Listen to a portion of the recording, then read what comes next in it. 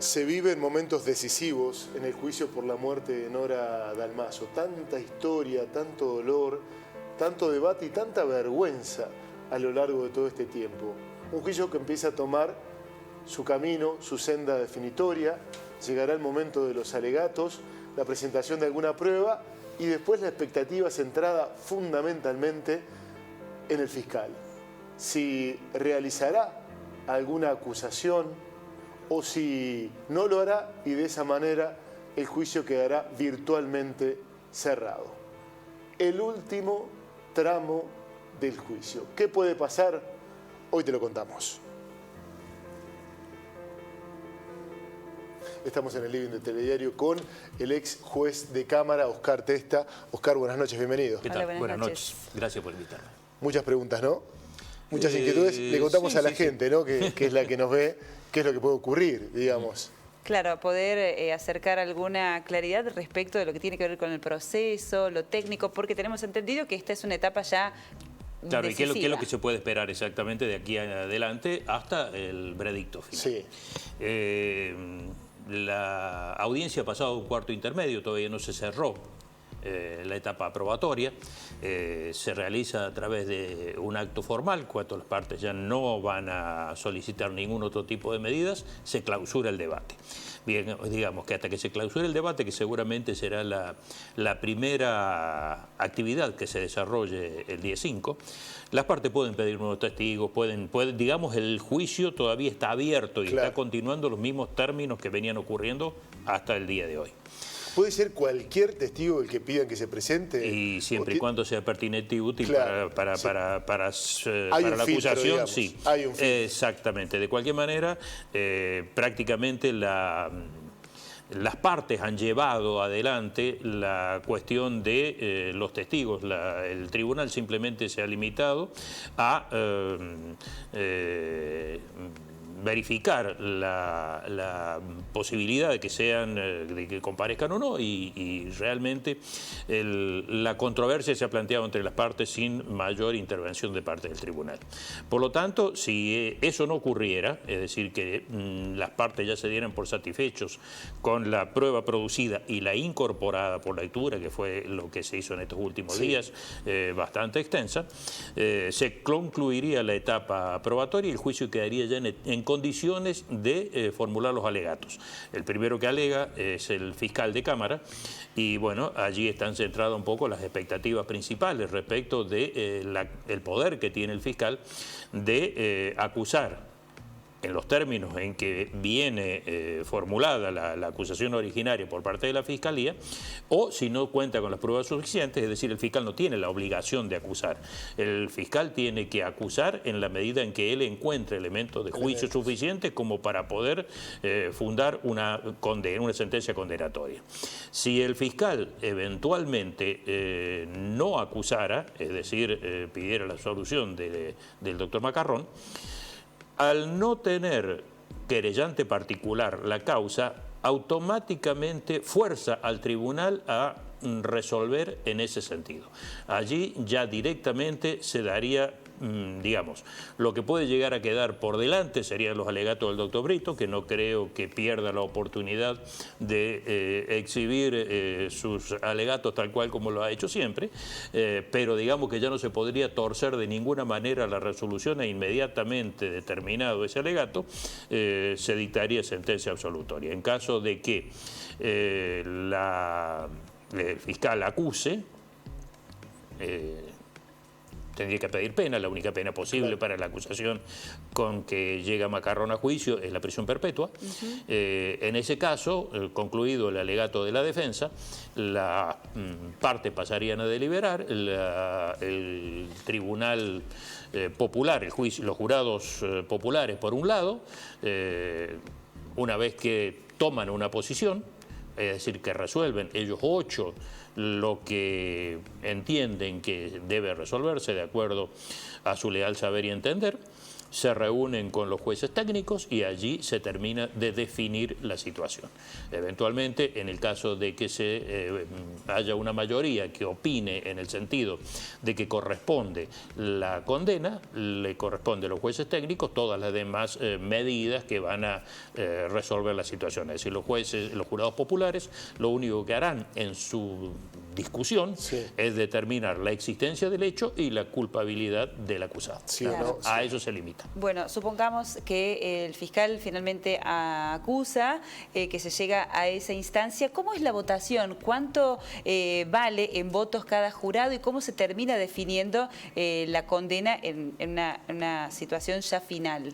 Bien, en todos estos casos siempre se trata de agotar las discusiones apuntando a una resolución unánime, que es lo que en definitiva dota de fortaleza una resolución judicial y con más razón en una causa de este tipo. Los jurados populares deliberan solos. Ese es un cambio que se ha generado en estos últimos años, de los últimos 5 o 6 años, y realmente es muy valioso esto porque muchas veces hay jurados que, no digo que sean influenciables, pero que digamos que tienen así un respeto por la opinión de los jueces técnicos, que muchas veces los llevan a adoptar posiciones que entienden razonables, pero explicadas por un técnico.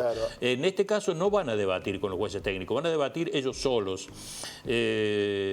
Y dentro de ese debate saldrán 8 votos, que pueden ser 8 en el mismo sentido, pueden ser de cualquier otra manera.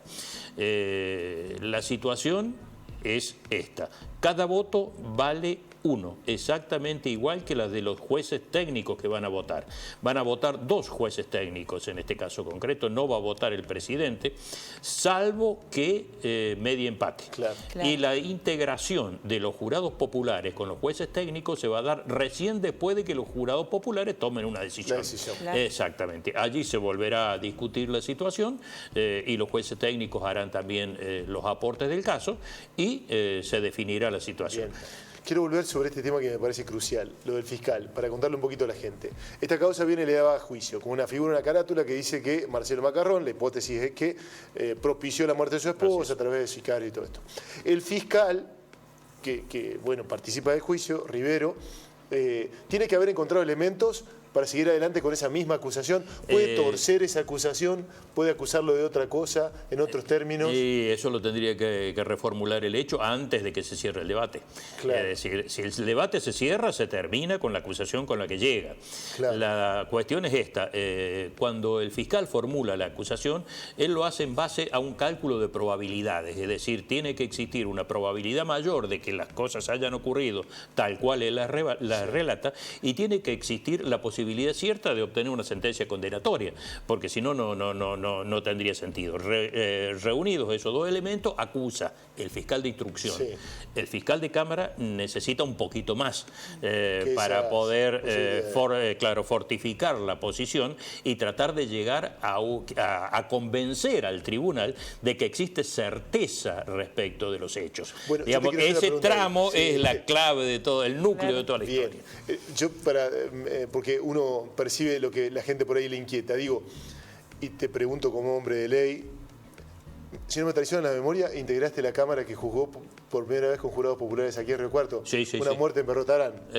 No, esa muerte en Berrotarán fue una integración con jurados escabinos, es decir, era una fórmula diferente, donde los 3 se integraban con 2 jurados populares. Yo integré el primer juicio con la actual conformación. Exactamente. Vuelvo a la pregunta. ¿Se ha indagado en este juicio? ¿Se preguntó mucho en este juicio? ¿Se trabajó mucho sobre la posibilidad de que Macarrón le hubiese pagado a alguien? ¿A quién le hubiera pagado? ¿Cómo le hubiera pagado? ¿Dónde le hubiera pagado? ¿Qué es la clave de esta historia? Yo no encontré nada. No he estado en las audiencias, las he seguido a través de los medios y demás, pero me parece que no se aportó absolutamente ningún elemento nuevo que sirviera para afirmar los términos de la acusación. Desfilaron testigos en cantidades extraordinarias, pero prácticamente cada uno llevó su versión de los hechos en el sentido de que podían efectuar aportes a lo que conocían del hecho, pero ninguno aportó nada respecto de la posibilidad de que se avanzara algo más de la especulación del fiscal de instrucción en el sentido de poder llegar a consolidar los términos de esa acusación. No he escuchado a nadie que dijera que escuchó al acusado decir que estaría bueno matar a su esposa, que tendría ganas de matarla, de que buscaría la vuelta para matarla y que no lo inculpen a él, de que contactó personajes siniestros del AMPA para realizar alguna maniobra de esa. Ni siquiera de mentas llegó nada de eso. Claro, ningún elemento contundente para apoyar esta acusación. Personalmente no, pero claro, yo digamos lo hago y lo digo desde afuera. Sí. Probablemente el fiscal cuente con algún otro elemento más, pero... No aparece, pero tampoco se preguntó. Yo traslado... La cuestión es esta, es Se decir, indagó. habría algún hilo para llevar dentro de la cantidad de testigos que declararon a ese punto. No lo sé. Hay algunos testigos que no fueron interrogados con demasiada profundidad, entendiendo que podrían llegar a verse autoincriminados en algún tipo de delito. Pero fuera de eso, entiendo de que uno cuando interroga a un testigo, y esto hablo del rol de las partes, porque el tribunal prácticamente fue muy poca la intervención activa que tuvo en ese sentido, trata de llevarlos hacia el punto que a uno le interesa para poder, para poder entrar en serio en ese lugar. Y me da la impresión de que prácticamente nunca nadie arrimó ni por cerca siquiera algún dato que pudiera llegar a generar esa posibilidad de, digamos, de poder profundizar en ese punto respecto de un testigo que eventualmente pudiera saber, conocer o tener algún... Era lo único que había que hacer, digamos, y lo más importante. En definitiva, sí. Yo creo que todo lo demás que se ha generado por allí apuntó a la posibilidad de variar la acusación. Es decir, yo no veía por ahí otro sentido más, porque realmente se hablaba de todo menos de eso. Le quiero consultar, doctor, en el otro sentido, en la cara opuesta, tampoco hubo ningún testimonio que pudiese decir, bueno, esta acusación es totalmente falsa. Digo, no se la puede abonar, pero tampoco se la puede descartar. ¿Cómo opera eso? Exactamente, eso es así. Digamos que la acusación originaria del fiscal de instrucción, del doctor Pizarro, llega en base a una serie de presunciones que, hilvanadas, llevadas una con otra, le hace entender que los hechos ocurrieron tal cual lo relata en el hecho.